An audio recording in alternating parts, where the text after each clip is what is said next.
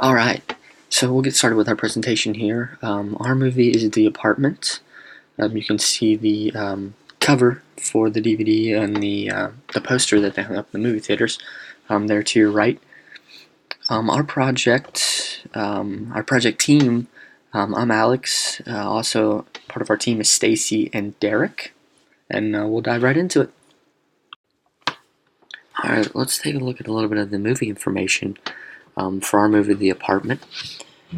So the release date for the movie was June 15th, 1960 in New York City, New York. It is a black and white film, as you'll be able to tell by the trailer that I'll play here in just a minute. The director and the producer for the film was Billy Wilder. This film is a comedy, it's a drama, and it's a romance. You'll see through the trailer and some of the other videos that we'll show will definitely prove that to be true. So this movie won 5 Oscars, which is probably very impressive. I don't think that happens often. So what it won Best Picture, Best Director, Best Writing, Story and Screenplay, Best Art, Set Decorations for Black and White Film, and Best Film Editing. So the film location is New York City, New York, and Hollywood, California was the studio. The budget for the film was $3 million. The movie itself grossed $125 million worldwide. The admissions for the movie was 804,000 people. That was in just the US, ending at the end of 1960, of course. The rentals for this movie topped, I don't know if this is a current number or how long ago this was, but the rentals for the movie topped out at 9,300,000. The runtime for this film is 125 minutes. So at this time, I guess what we'll do is we'll jump right back in. I'll introduce the trailer for the movie, and we will take a look at that. Now let's take a look at the trailer for the movie The Apartment.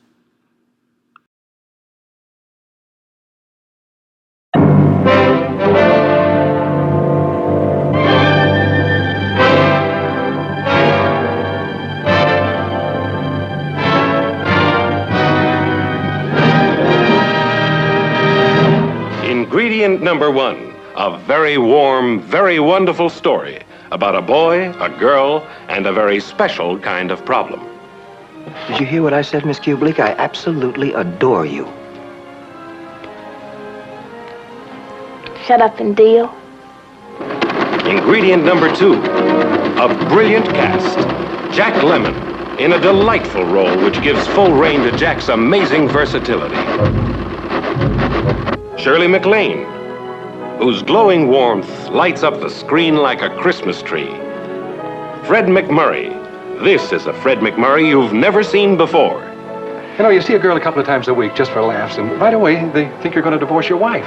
I ask you, is that fair? No, sir, it's very unfair, especially to your wife. Yeah. Ingredient number 3, Billy Wilder. There's nothing quite like that Billy Wilder, some like it hot kind of laughter.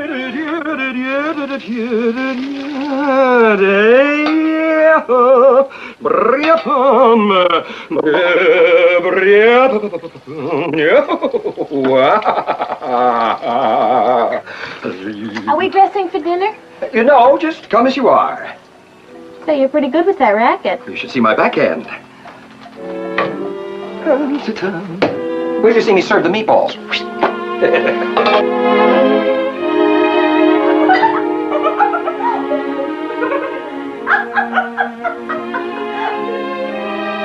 Mildred! He's at it again!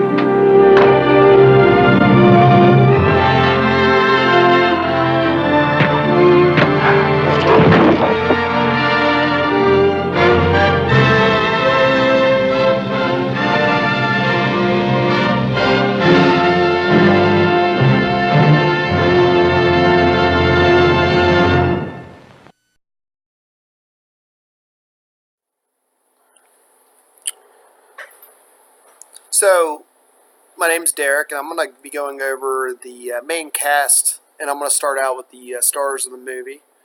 And the first one you actually are introduced to is C.C. Baxter, who is played by Jack Lemmon. Jack Lemmon is actually an 8-time Academy Award nominee with 2 wins. And he has actually 1 nomination that came from the movie The Apartment. He's on a couple different shows like The Fairly Odd Couple. The next person I want to bring up is Fran Kubelik, who's played by Shirley MacLaine. She's a 4-time Academy Award nominee, and her 3rd one came from the Apartment. And one thing to note is she quit smoking in 2016. Thought that was interesting. It was on our IMDb. And then the last main character is Jeff Sheldrake, who is played by Fred MacMurray. Now, when I was researching Fred, one thing that kept coming up is that he was one of the most underrated actors of his generation because he did so much, and he never received an Academy Award, although he was nominated 3 times, 1 for this movie, The Apartment.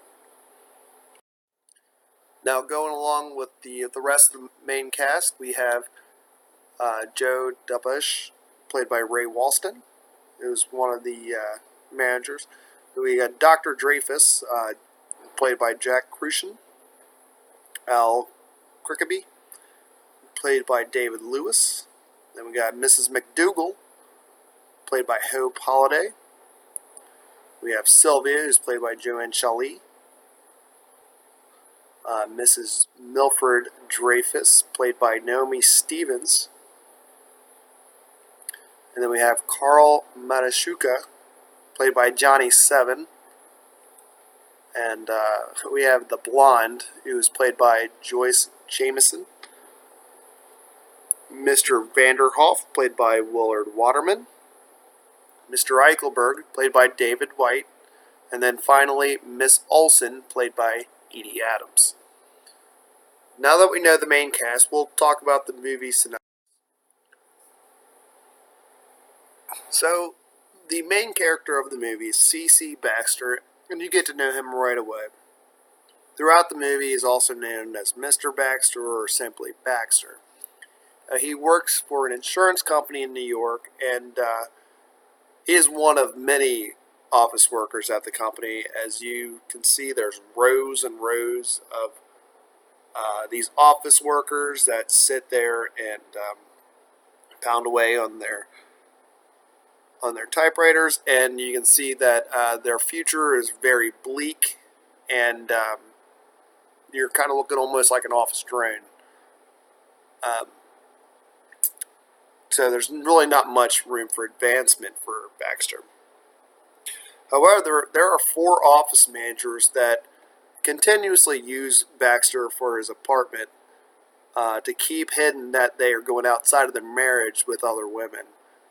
And Baxter, you can tell from the beginning of the movie, is not particularly happy with the situation, but being that he's not very high in the totem pole at the company, that he does not want to confront his superiors, as he is definitely disposable. On the flip side of this is in his apartment building, the other tenants think that he's kind of sort of a ladies' man, or as they put it in the movie, that he's a good time Charlie. And they think this because whenever they see anybody coming in or out of his apartment, it's typically another woman. And it's not the same woman, it's a few different women. So they feel like he's, like they say, a good time Charlie. And instead of confronting the truth, Baxter just kind of plays along with it. And actually, by going along with the managers, it actually ends up benefiting him from the situation, as they go to bat for him with the director, Jeff Sheldrake, played by Fred MacMurray. So when the promotion gets handed to him, he meets with Mr. Sheldrake, and he's looking at the raving reviews that these 4 office managers have given Baxter, but he hasn't really heard of them before, so he he got the truth out of him, and Baxter let him know that they've been using the apartment, and so Baxter feels good. He's finally got it out of his system, and he can go ahead and end it. However, what he doesn't realize is Mr. Sheldrake wants to exploit Baxter for his own personal situation because he also has an extramarital affair.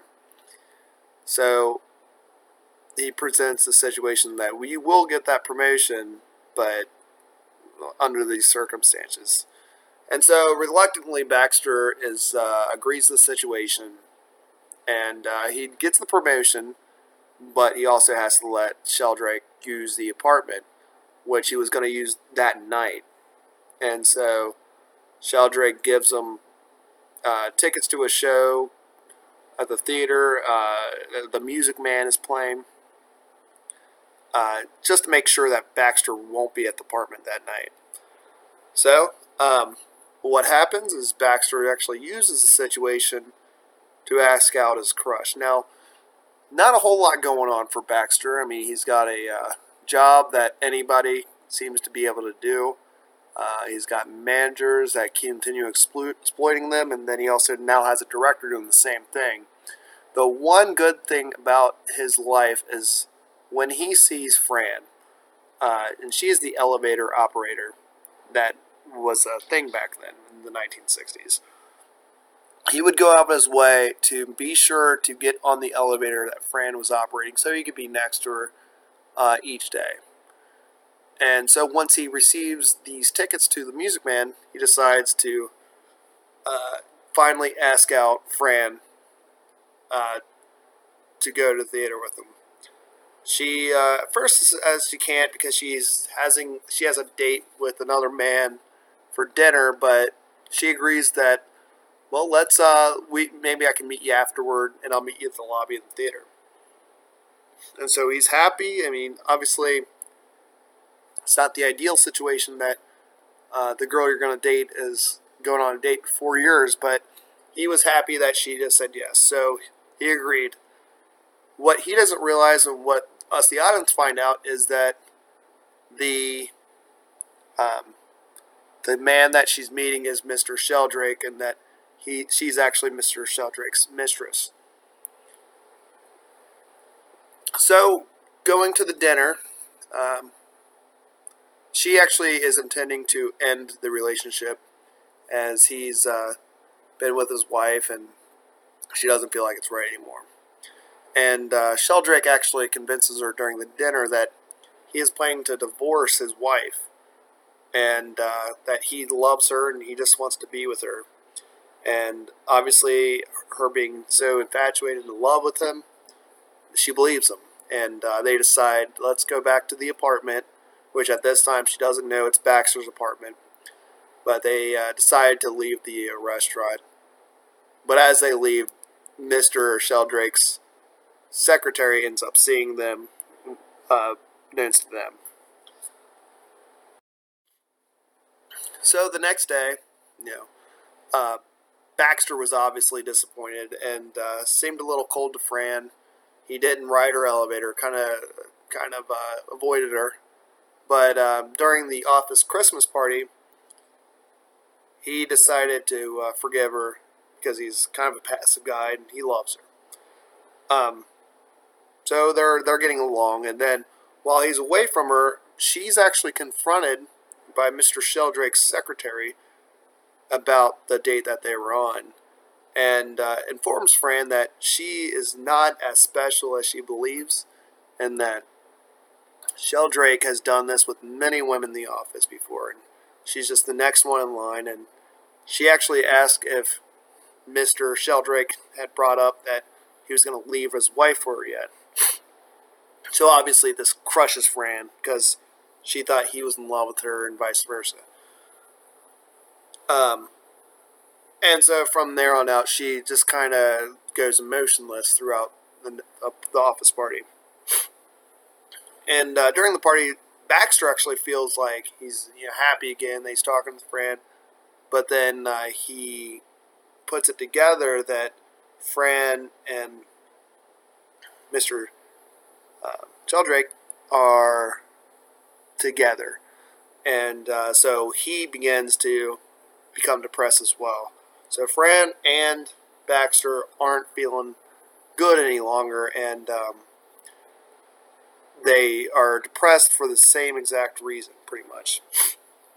So Fran and Sheldrake leave the party and head to Baxter's apartment, while Baxter ends up heading to a bar to kind of drink his sorrows away. So cutting to the apartment, Fran actually confronts Sheldrake about his past escapades, which he begins saying that this time is different and that he is going to divorce his wife. It's just he can't break it off during Christmas. They've been together 12 years. Keep using excuses. And at this point, he says, well, I have to leave. I got to go back to my family. It's Christmas Eve. And Fran says she wants to stay at the apartment to freshen up because she had been crying. And once Sheldrake leaves, Fran becomes very depressed and alone, and then roots through the medicine cabinet and sees Baxter's sleeping pills and decides to take them, and take many of them, and go to sleep in his bed and overdoses. And at this point, Baxter's still at the bar where he's been drinking a lot. And he meets a lady in a drunken stupor. Doesn't care for her. He only cares about Fran, but he's depressed. And so he actually ends up bringing this lady back to his apartment, saying, well, everybody else does, why can't I? And while she's making him drinks, he goes into his bedroom, discovers Fran on his bed, fully clothed, passed out. He shakes her a little bit. She's unresponsive. He shakes her, and she's not coming to, and he quickly realizes that she is in a bad state. So he's put in a dilemma. Is he going to go to the police, call an ambulance, things like that? But then he realizes that could ruin her life. It could ruin Sheldrake's life. It could ruin his life if they all found out.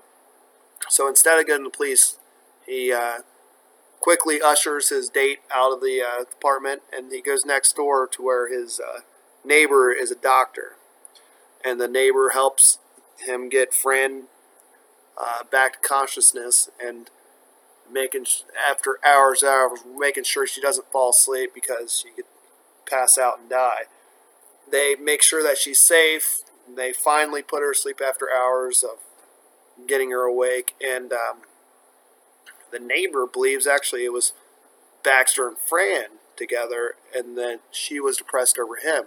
And again, this kind of ties back to people thought Baxter was Good Time Charlie, with women, different women every other night. And they thought that was the reason that Fran was depressed and Baxter left, and she overdosed that way.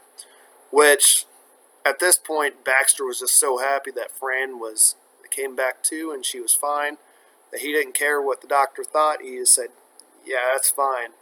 And then the doctor noted to stay with Fran for the next few days to make sure that she wouldn't commit suicide again, because it happens more than once typically.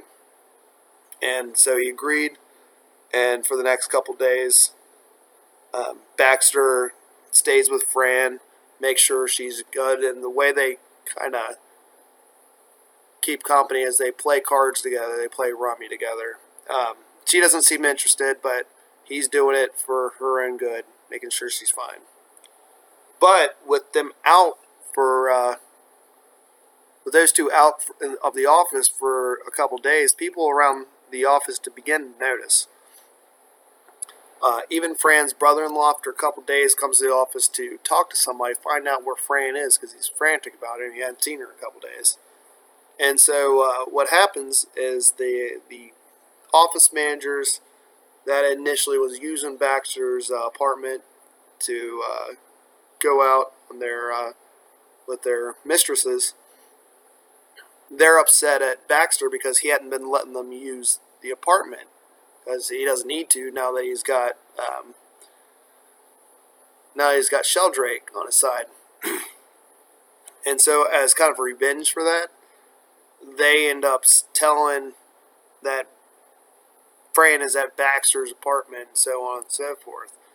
And so the brother-in-law goes to the apartment, assumes Baxter is to be this bad guy, and beats him up. And this all happened because Baxter never corrected the situation. During this time, Sheldrake ends up finding out that his secretary was the one who had ended up telling Fran about his past. And really makes him mad, and he actually ends up firing the secretary. Well, the secretary wasn't happy about being fired, and so she ends up going to his wife and telling her everything that had happened in the past. And about the past women that he's been with, and then they end up splitting up. So now that Sheldrake is without a wife, he goes back to Fran says he loves her, and again she believes him. But he's now a bachelor, so he's not tied to any woman. So he doesn't have to be honest with her. He's just completely unfaithful once again. And at this point, Sheldrake goes to Baxter and wants to use his apartment again with Fran because Sheldrake really doesn't have a place to live.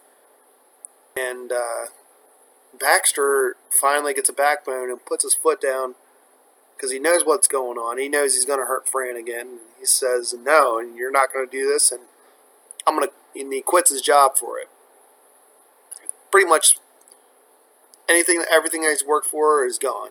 And so when Fran hears about what happened, she actually realized that Baxter, not Sheldrake, is the one who truly loves her. And she runs to the apartment where she sees Baxter moving out. And she's kind of off guard by it. And she wants to stop him. And she asks, where are the cards?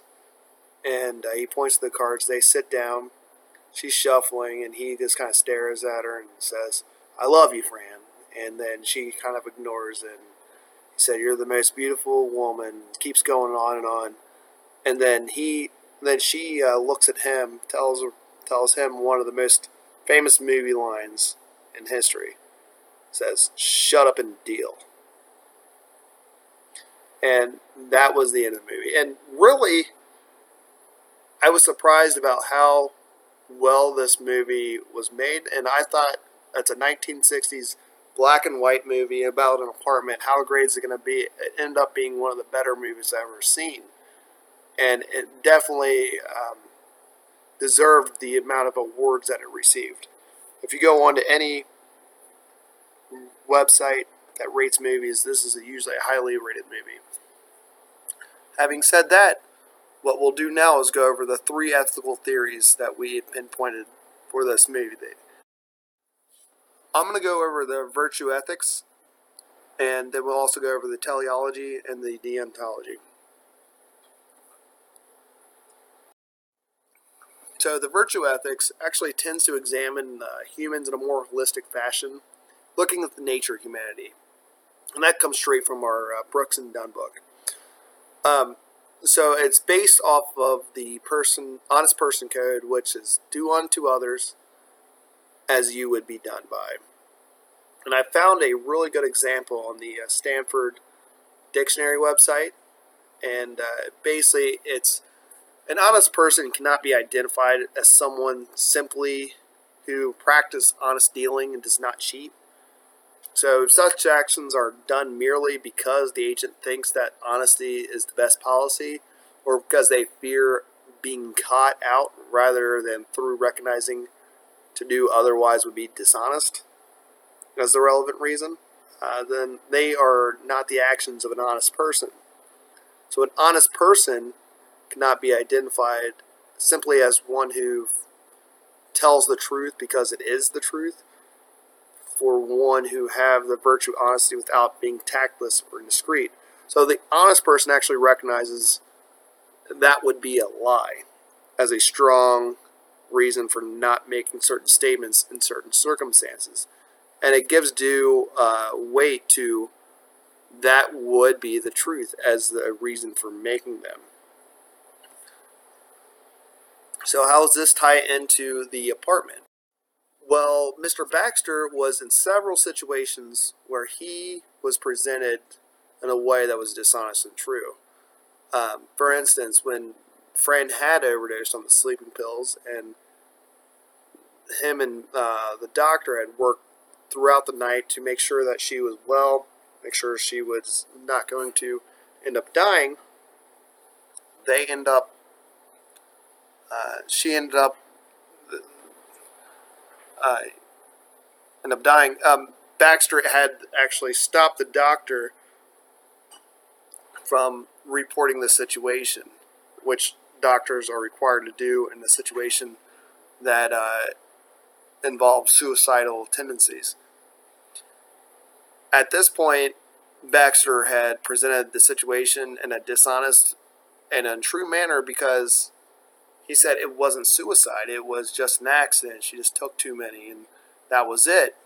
But in reality, he found a suicide note from Fran, so he was completely dishonest and his virtue ethics went out the door.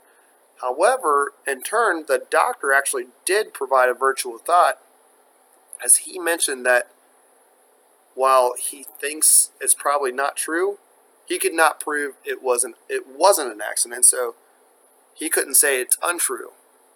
So at that point, he did provide an ethical dilemma, made sure he made the right decision.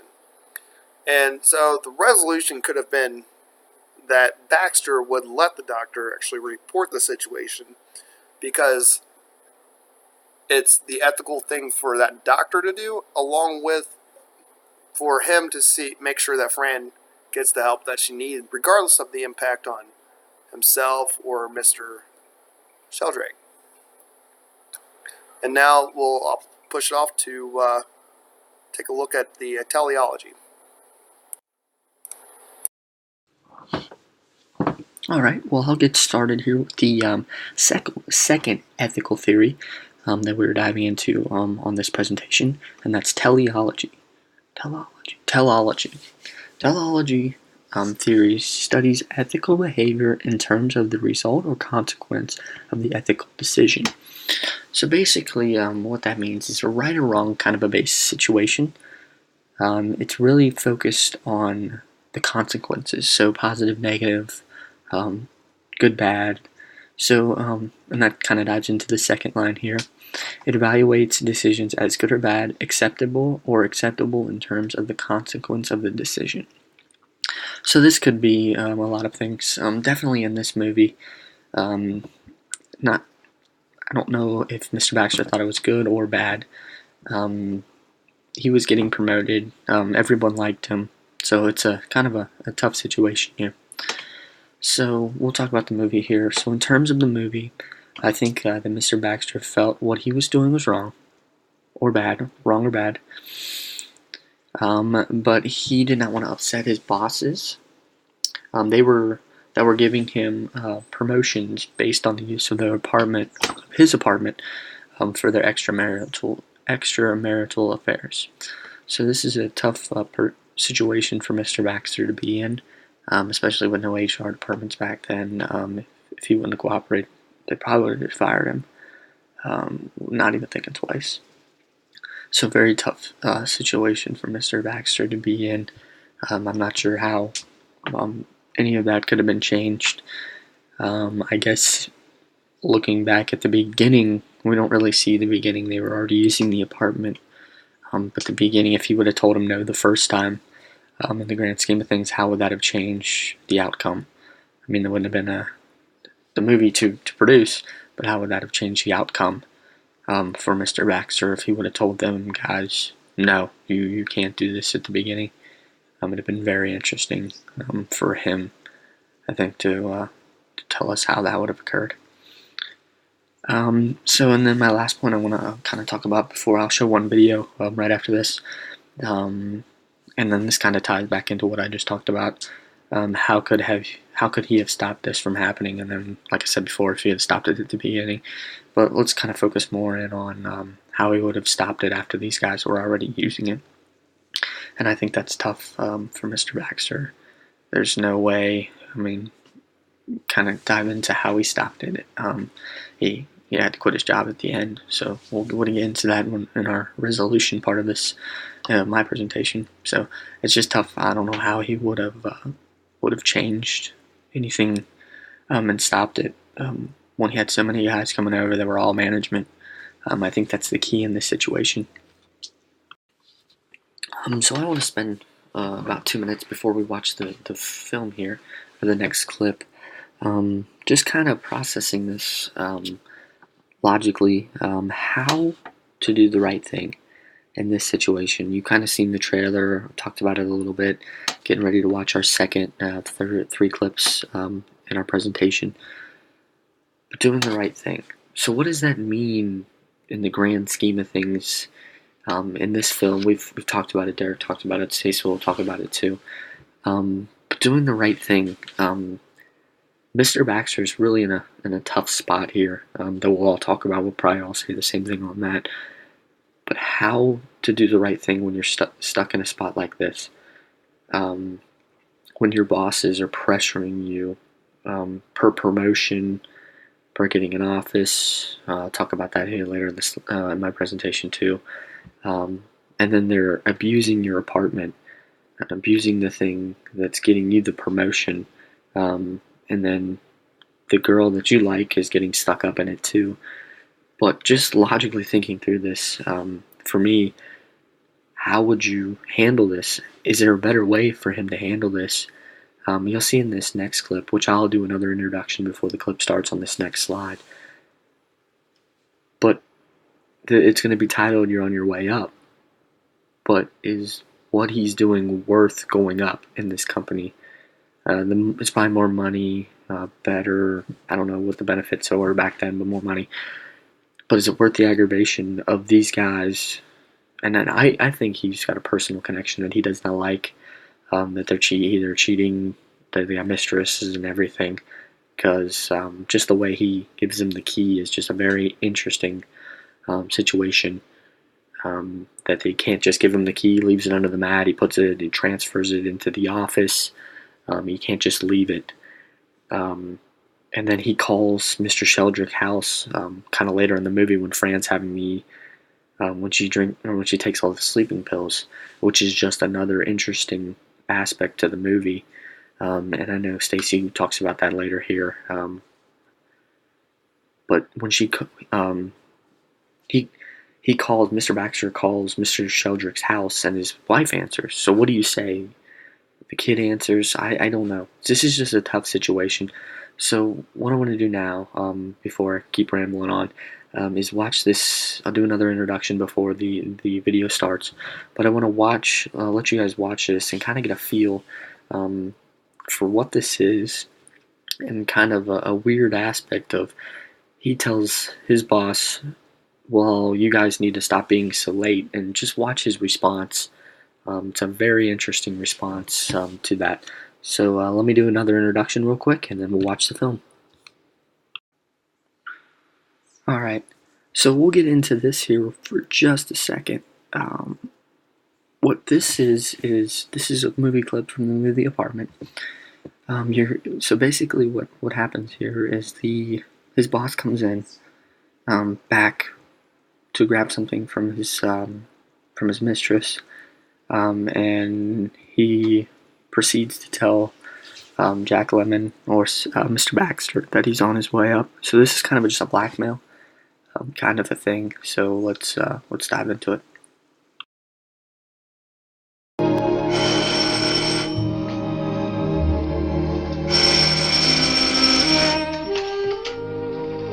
Sorry to bother you, buddy boy, but the little lady forgot her galoshes.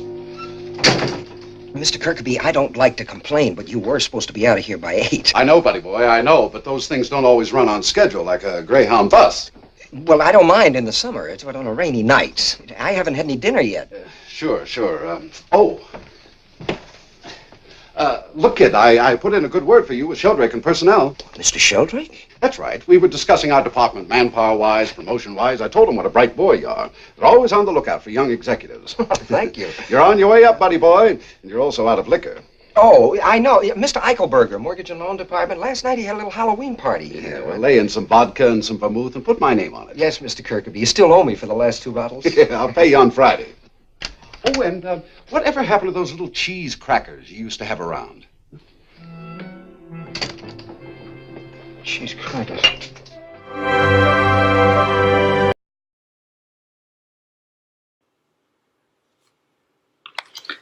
Alright, so after watching that the video there, you can see that he is getting blackmailed. So at the end of the movie, Mr. Baxter finds out that Mr. Sheldrick is having an affair with Miss Kublik. That's the elevator girl. This is the girl that Mr. Baxter is in love with.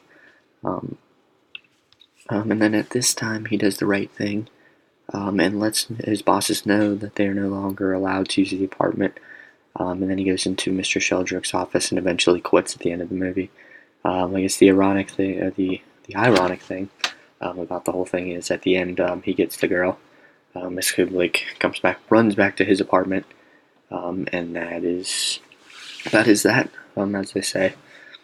So the resolution now, or then, there's not much that could have been done.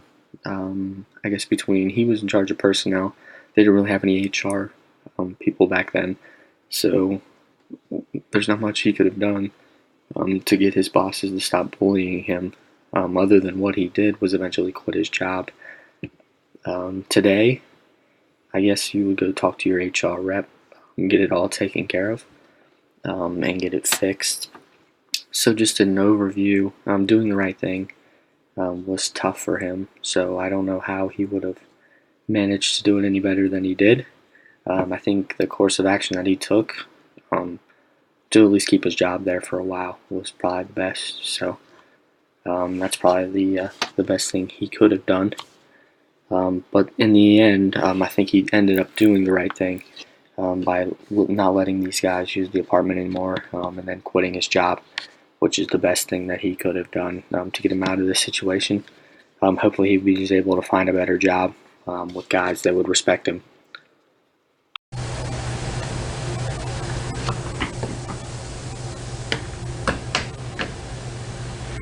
For the apartment brings elegance, sophistication, and back to the old-fashioned black and white. What I like about this movie is that it is weary and skeptical. It has a heart, and it believes in love, even though it is aware of and unblinking about the sordidness and corruption out of which love often arises. You could say it is a Minch among movies, even though, like its hero, it seems to start from quite a different place. The two in this movie that you have heard about mostly would be Baxter and Fran. They hardly feel themselves entitled to romance until they find it with each other.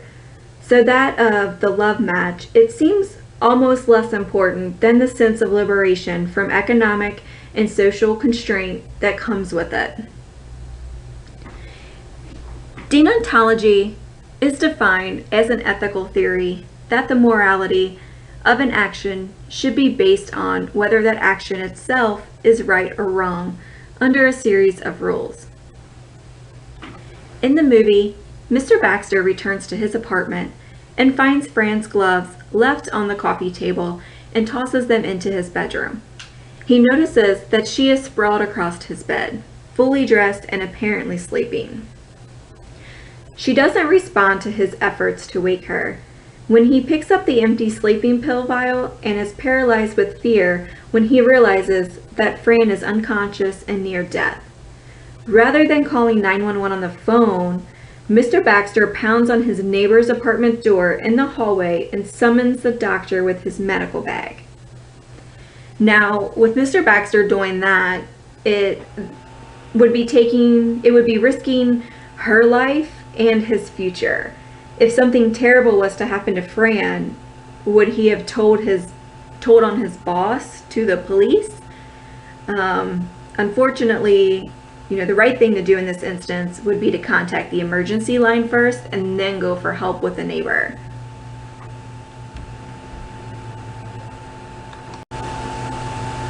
Final recommendations. What's great about the final scene for Mr. Baxter is that at last he can finally say how he feels. He decides to extricate himself and walks away from his corporate job, refusing to continue servicing his apartment. Fran finally becomes wise. She realizes that Mr. Baxter really loves her and has sacrificed his career for her.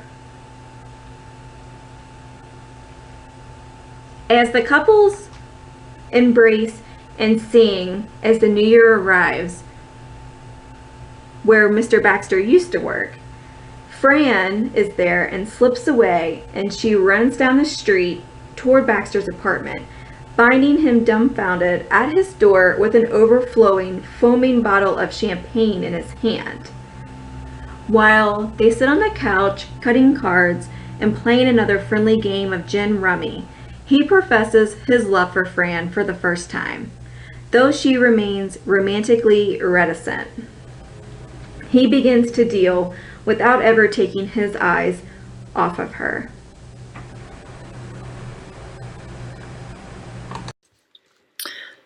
So I know all of us actually in all of our presentations probably spoke of the end of this movie, The Apartment.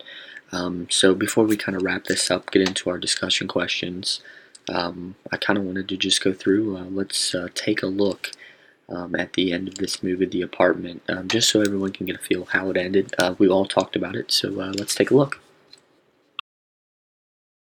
What are you talking about? I'd spell it out for you, only I can't spell.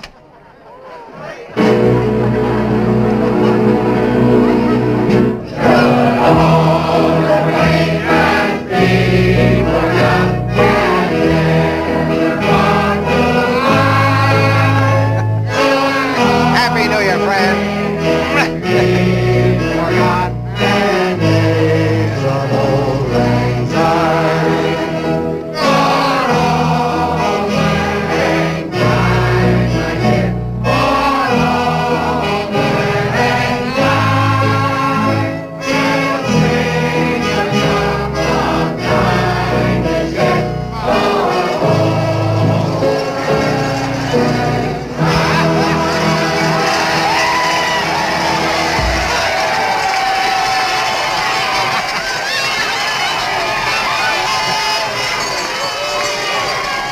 Friend? Where are you, friend?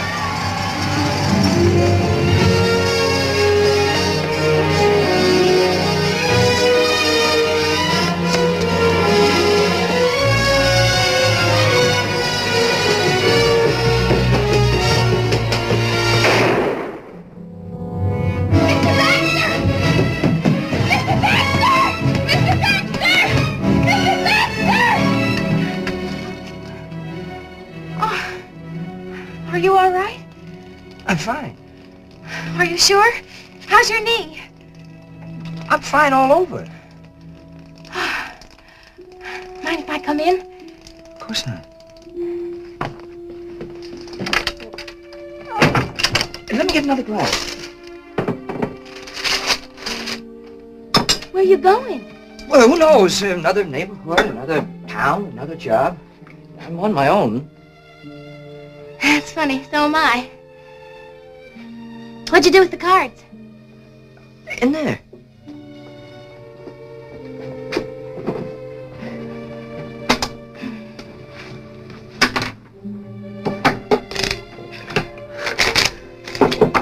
What about Mr. Sheldrake? We send him a fruitcake every Christmas. Cut. I love you, Miss Kubelik. 3. Queen. Did you hear what I said, Miss Kubelik? I absolutely adore you. Shut up and deal.